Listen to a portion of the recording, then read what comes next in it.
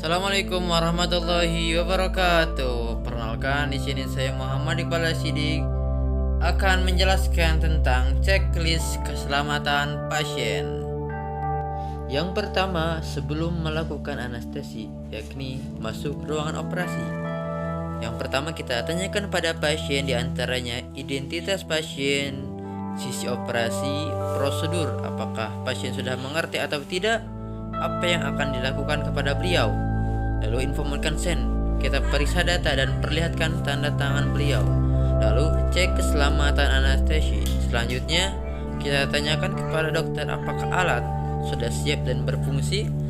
Lalu tanyakan apakah pasien mempunyai riwayat risiko alergi, risiko aspirasi, risiko pendarahan, dan apakah dibutuhkan kebutuhan jalur IV.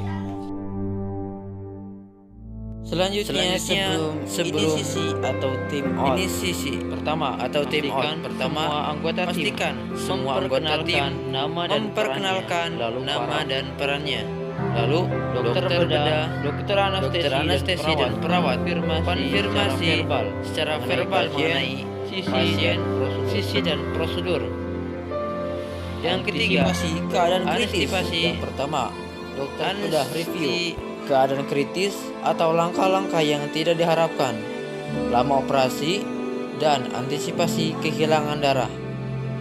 Tim anestesi review, apakah ada keadaan pasien yang perlu diperhatikan? Tim perawat review, sudah steril, termasuk indikator hasil adalah masalah alat. Jika sudah semua, silakan checklist dan paraf. Selanjutnya, apakah antibiotik profilaksis telah diberikan? Ya atau tidak? Langsung checklist. Dan yang terakhir, apakah ada hasil imaging? Ya atau tidak? Silakan untuk di checklist. Selanjutnya, lakukan evaluasi sebelum pasien meninggalkan ruang operasi.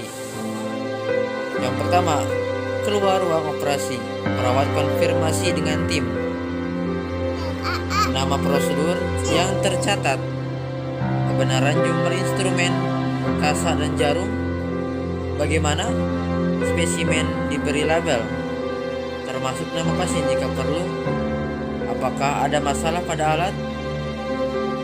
Lalu dokter bedah, anestesi, dan perawat review hal-hal penting untuk pemulihan pasien. Jika sudah dirasa cukup, silakan untuk di paraf. Terima kasih.